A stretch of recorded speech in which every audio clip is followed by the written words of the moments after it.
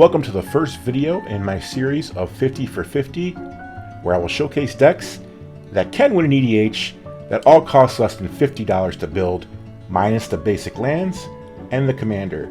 As always, I prioritize fun and unique gameplay over strict optimization in this series because hey, where's the fun in that? And now introducing Evelyn the Covetous. She's a Grixis commander that costs 2 colorless, hybrid black-blue, black, and hybrid red-black. She has flash, which is really awesome, and her big ability is when she or another vampire enters, exile the top card of each player's library with a collection counter on it, and once per turn, you can cast those spells using any color of mana, or play the cards. This is an insane ability that does a ton of stuff, and there is some degeneracy and some combos involved with this commander, but I'm not focusing on that. Just clean EDH fun, no degeneracy.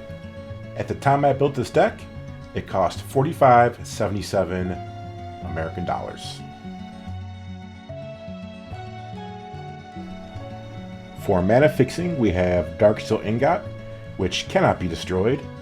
Unclaimed Territory, Path of Ancestry, and Valdaran Estate are great tribal lands, and of course, Arcane Signet, kind of mandatory in any 3-color deck or more. There is some decent blood token synergy in this deck, and here's a few examples. Basically, it will just help with some card advantage, maybe some tokens, and a little bit of life drain. And to no one's surprise, being in Grixis, you have some awesome card draw. Champion of Dusk or Distant Melody, they can be backbreakers. Being in Tribal, you can draw a ton of cards. Now, in order to protect yourself and the squad, I threw in some counter spells. The usual suspects are there: Offer You Can't Refuse, Counterspell, Negate. I do like Unwind because it's a little bit more expensive, but it untaps 3 lands.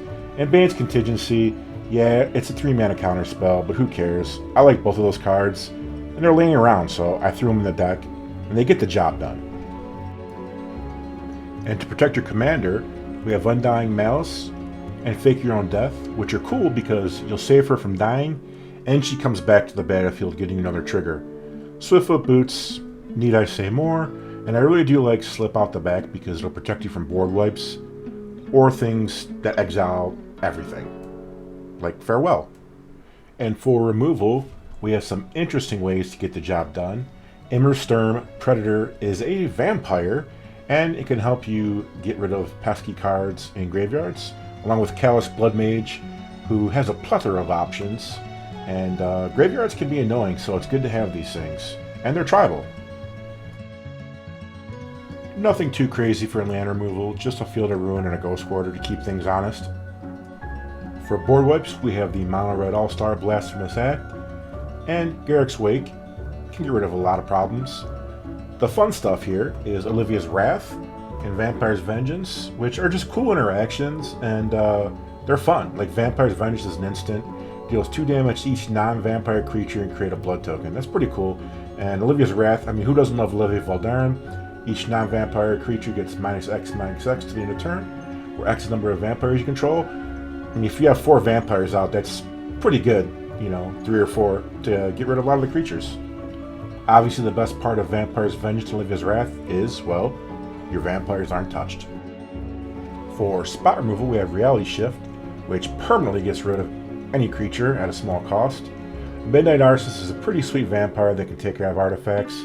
Feed the Swarm, you can get a creature or an enchantment, and Hurl Through Hell is pretty fun. You exile the creature, it's gone, and if you want it back, it's yours, and you can cast it with mana of any color.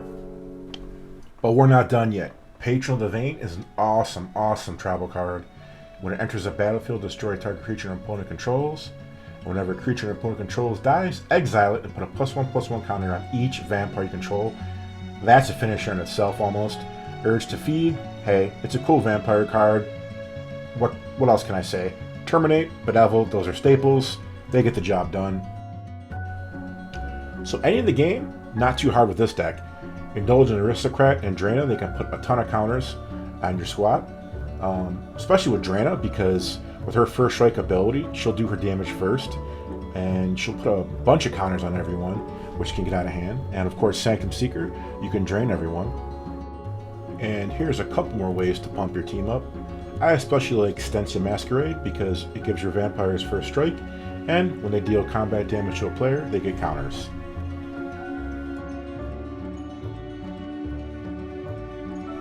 Patriarch's Bidding will bring back all of your vampires from the graveyard, and Reflections of Lichara can get pretty nutty when you start copying things.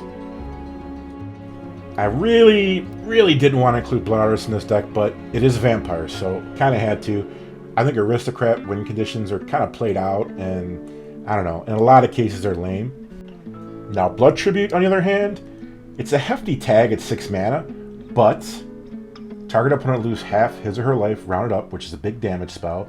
And if you pay the kicker, which, hey, we're in a vampire deck, so tap and untap vampire you control, you get that loss added to your life total. So it's a get out of jail free card to get some life back.